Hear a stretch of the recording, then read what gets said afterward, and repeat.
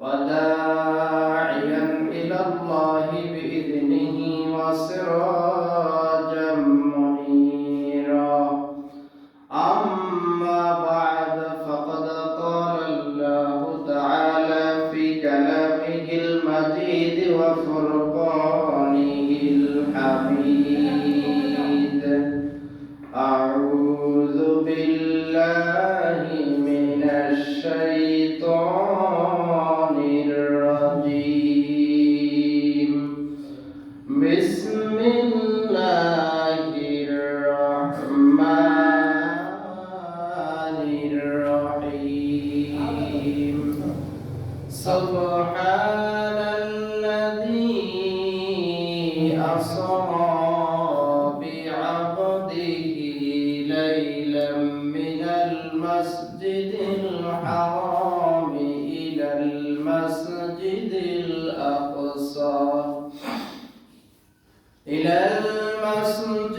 الأقصى الذي باركنا حوله لنريه من آياتنا إنه هو السميع البصير صدق الله العظيم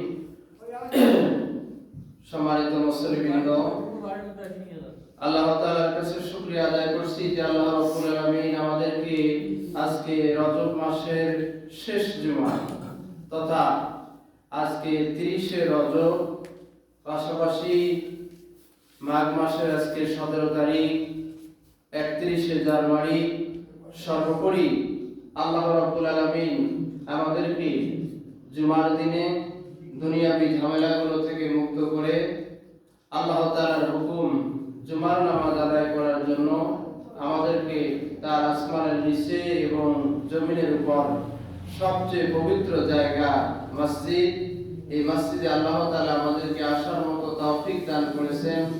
এজন্য আমরা সকলে শুকরিয়া আদায় করি, সকলে বলি আলহামদুলিল্লাহ। দরুদ ও সালাম পাঠাই বিশ্ব নবী রাহমাতুল লিল আলামিন সাইয়্যিদুল মুরসালিন খাতামুন নবিয়্যিন আশরাফুল আম্বিয়া নবী মুহাম্মদ রাসূলুল্লাহ সকলে পড়ি সাল্লাল্লাহু আলাইহি ওয়াসাল্লাম। মুআজ্জাজ হাজরিন, যেহেতু আজকে রজব মাসের শেষ জুমা, এই মাসটা বিশেষ একটি গুরুত্ব তাৎপর্য যেটি একটি দিনের কারণে হয়েছে, সেটি হলো মেরাজ। নবী করিম সাল্লাল্লাহু আলাইহি সাল্লাম এই মাসের 27শে রজনীতে মেরাজ সংঘটিত হয়েছিল। সম্মানিত মুসলিমবৃন্দ, মেরাজের ব্যাপারে আল্লাহ রাব্বুল আলামিন মহাগ্রন্থ আল কোরআনে সূরাতুল বানি ইসরাঈল তথা সূরা ইসরার শুরুতেই আল্লাহ তাআলা যে বিষয়ে ইঙ্গিত দিয়েছেন, আল্লাহ তাআলা বলেন, আউযু বিল্লাহি মিনাশ শাইতানির রাজীম বিসমিল্লাহির রাহমানির রাহিম সুবহানাল্লাযী আসরা বি'আবদিহি লাইলাম মিনাল মাসজিদিল হারাম ইলাল মাসজিদিল আকসা الذي باركنا حوله لنريه من آياتنا إنه هو السميع البصير الله أكبر মুআজ্জাজ হাজরিন, আল্লাহ তাআলা বলেন, তিনি সেই পুত পবিত্র সত্তা, সুবহানাল্লাযী, তিনি সেই পুত পবিত্র সত্তা, আল্লাযী আসরা বিআবদিহি, যিনি তার বান্দাকে ইসরা করাইছেন, অর্থাৎ ভ্রমণ করাইছেন। কোথা থেকে? মিনাল আসরা বিআবদিহি লাইলাম মিনাল মাসজিদিল হারাম ইলাল মাসজিদিল আকসা খাসা, রাত্রির একটা অংশতে, সামান্য একটা অংশতে তিনি তার বান্দাকে ভ্রমণ করাইছেন মসজিদে হারাম থেকে মসজিদে আকসা পর্যন্ত। মুআজ্জাজ হাজিরিন, মসজিদে হারাম বলতে কাবা শরীফকে বোঝানো হয়েছে, বলা হয়েছে, আর মসজিদে আকসা বলতে ফিলিস্তিনের সেই বাইতুল মুকাদ্দাসকে বোঝানো হয়েছে। মুআজ্জাজ হাজিরিন, এই বিষয়টার অর্থ স্পষ্ট যে আল্লাহ রাব্বুল আলামিন তার প্রিয় হাবিবকে এই কাবা শরীফ থেকে শুরু করে মসজিদে আকসা পর্যন্ত, বাইতুল মুকাদ্দাস পর্যন্ত রাত্রির সামান্য একটা অংশে তিনি ভ্রমণ করেছেন। শুধু এই পর্যন্ত নয়, তিনি তার বান্দাকে এর পরবর্তী বাইতুল মুকাদ্দাস থেকে শুরু করে আরশে আজিম পর্যন্ত যে ভ্রমণ করাইছেন, যে মেরাজ সংগঠিত করাইছেন, এটাকে আল্লাহ রাব্বুল আলামিন রাত্রির সামান্য একটা অংশের মধ্যে সংগঠিত করাইছেন। আল্লাহ তাআলা বলেন, আল্লাযী বারাকনা হাওলাহু লিনুরিয়াহু মিন আয়াতিনা ইন্নাহু হুয়াস সামিউল বাসীর। তিনি কি করেছেন? এই যে বাইতুল মুকাদ্দাসের পরবর্তী যে অংশ, যেটাকে মেরাজ বলা হয়, মেরাজ শব্দের অর্থ হলো ঊর্ধ্বগমনের সিঁড়ি। মুআজ্জাজ হাজিরিন, আল্লাহ রাব্বুল আলামিন তার প্রিয় হাবিবকে এই বাইতুল মুকাদ্দাস থেকে শুরু করে আরশে মুআল্লা পর্যন্ত, আল্লাহ তাআলার কাছে পর্যন্ত তিনি তার হাবিবকে নিয়েছেন একটা বাহনের মাধ্যমে, আর এটাকে মেরাজ বলা হয়। মুআজ্জাজ হাজিরিন, এর চতুষ্পর্শ এলাকাটার মধ্যে আল্লাহ তাআলা বলেছেন যে এটাকে আমি বরকতময় নিদর্শনাবলীতে ভরপুর করেছি। বলেন সুবহানাল্লাহ। মুআজ্জাজ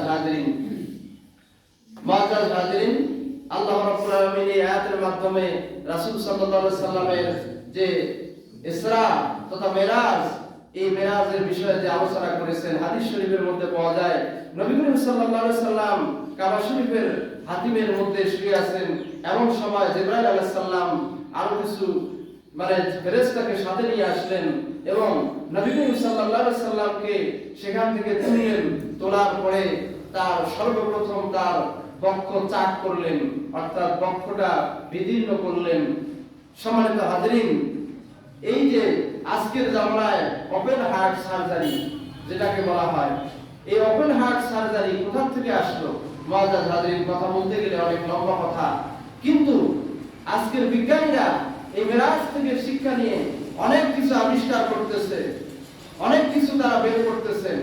মুআজ্জাজ হাজিরিন, কিন্তু আমরা অনেকগুলো বিষয় আমরা জানি না, আমরা অনেকগুলো বিষয়কে আমরা বুঝি না, না বোঝার কারণে আমরা পিছিয়ে আছি। মুআজ্জাজ হাজিরিন, আল্লাহ রাব্বুল আলামিন ফেরেশতাদেরকে পাঠিয়ে দিলেন, জিবরাইল আমিন আসলেন, নবী করিম সাল্লাল্লাহু আলাইহি সাল্লামকে তুলে নিলেন। তুলে নেওয়ার পরে তার বক্ষ বিদীর্ণ করার পরে বাইতুল মুকাদ্দাস পর্যন্ত নিয়ে গেলেন। আর বাইতুল মুকাদ্দাসে গিয়ে নবী করিম সাল্লাল্লাহু আলাইহি সাল্লাম যত পয়গম্বর ছিলেন, 1 লক্ষ মতান্তরে 2,24,000 এই পয়গম্বর, সকল পয়গম্বরের সাথে সেখানে রূহানি সাক্ষাৎ হলো। আর এই রূহানি সাক্ষাতের সাথে সাথে তিনি সকলকে নিয়ে শুকরানা 2 রাকাত নামাজ পড়লেন। বলেন সুবহানাল্লাহ। আর আমার নবী ছিলেন সেখানে ইমাম, আমার নবী সেখানে ইমাম হয়ে 2 রাকাত নামাজ পড়ালেন। মুআজ্জাজ হাজিরিন, এই জন্য আমাদের উচিত যে মাঝে মধ্যে সুযোগ পেলে শুকরানা নামাজ আদায় করা, তাহিয়াতুল ওযুদ নামাজ আদায় করা মাঝে মধ্যে সুযোগ পেলে। মুআজ্জাজ হাজিরিন, আমার নবী সেখানে নামাজ আদায় করলেন, সমস্ত নবী সেখানে তার পিছনে মুসল্লি হিসেবে, অর্থাৎ সকল নবী তার পিছনে ইক্তেদা করলেন। আমার বন্ধুগণ, আল্লাহ নবী ওই যে সেদিন সকল নবীর সাথে সকল নবীর ইমামতি করেছেন, এই জন্য আল্লাহ রাব্বুল আলামিন তাকে ইমামুল মুরসালিন তাকে বলা হয়। আল্লাহ রাব্বুল আলামিন তাকে নবীকুলের ইমাম বলে ঘোষণা দিয়েছেন। বলেন সুবহানাল্লাহ। মুআজ্জাজ হাজিরিন, ইমামুল মুরসালিন তিনি হচ্ছেন খাতামুন নবিয়্যিন, তিনি হচ্ছেন নবীগণের ইমাম, তিনি হচ্ছেন নবীগণের সর্দার, বলেন সুবহানাল্লাহ। আর তিনি হচ্ছেন শেষ নবী, তারপরে আর কোনো নবী আসবে না। মুআজ্জাজ হাজরিন, যাই হোক, সেখানে তিনি সকল নবীকে নিয়ে যখন নামাজ আদায় করলেন, এরপরে একটা একটা করে সকল আসমান তিনি পাড়ি দেওয়া শুরু করলেন।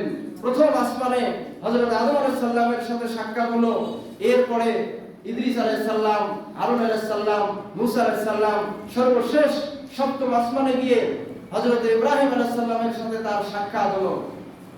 ইব্রাহিম আলাইহিস সালামের সাথে সাক্ষাৎ হওয়ার পরে সকল নবী তাকে অভ্যর্থনা জানালেন, সকল নবী তাকে সালাম জানালেন, সম্বোধন করলেন।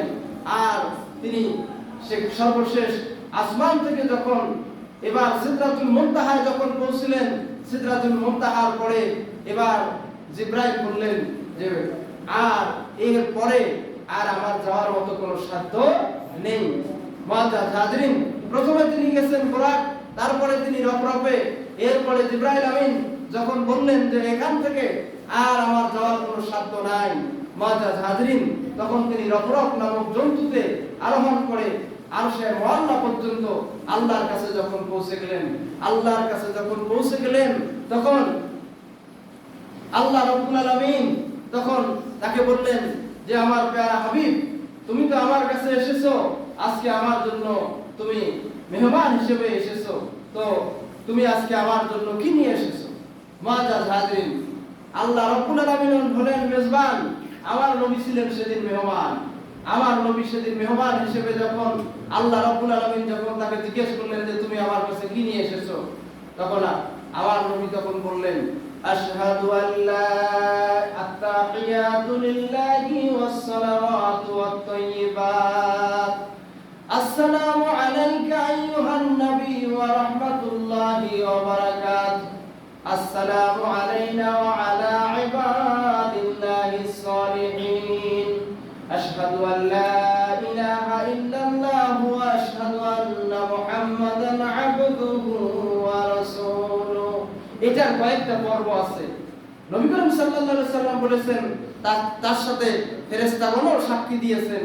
মুআজ্জাজ হাজরিন, আল্লাহ নবী বললেন যে আজকে আমি এটা নিয়ে এসেছি আমার উম্মতের জন্য, তামাম পৃথিবীতে আমার যত উম্মত আসবে, যত নেককার উম্মত আসবে, সকলের জন্য দোয়া বলেন সুবহানাল্লাহ। মুআজ্জাজ হাজরিন, আমার নবী মিরাজ থেকে যখন ফিরে আসছিলেন, আর ওই যখন দৃশ্যগুলো জান্নাত জাহান্নামের দৃশ্যগুলো যখন আমার নবী দেখছিলেন, আমার বন্ধুগণ, নবী করিম সাল্লাল্লাহু আলাইহি সাল্লাম একটা দৃশ্য তিনি দেখতে পেলেন, একটা সুঘ্রাণ তার কানের নাকের মধ্যে এসে গেল। এবার আমার নবী যখন ফিরে আসতেছিলেন, যখন সুঘ্রাণ তার নাকের মধ্যে ফিরে আসতেছিল, এবার জিবরাইল আমিনকে জিজ্ঞেস করলো, ভাই জিবরাইল, এই সুঘ্রাণটা কিসের পাওয়া যাচ্ছে? আমার বন্ধুগণ, এবার জিবরাইল আমিন বলতেছেন, ওগো আল্লাহর নবী, আপনি জানেন না এই সুঘ্রাণটা হচ্ছে ওই সুঘ্রাণ ফিরআউনের কন্যা, তার যে একজন দাসী ছিল, ওই দাসীর সুঘ্রাণ, বলেন সুবহানাল্লাহ, শিরোনির সুঘ্রাণ। আমার বন্ধুগণ, ঘটনাটি ছিল ফিরআউনের কন্যা, তার একজন দাসী ছিল। একদিন ওই দাসীর যখন তিনি চুল আঁচড়াচ্ছিলেন, চুল আঁচড়াতে গিয়ে তার হাত থেকে চিরুনিটা পড়ে গিয়েছে। আর এই চিরুনিটা পড়ে যাওয়ার সঙ্গে সঙ্গে তার ওই দাসী ছিল ইমানদার হওয়ার কারণে তিনি বিসমিল্লাহ বলে যখন চিরুনিটা তুলে নিয়েছেন, এবার তার ফিরআউনের কন্যা তাকে বলতেছেন, ওগো তুমি আবার কি নাম নিয়ে এই চিরুনিটা তুললে? তুমি কার নাম নিয়ে তুললে?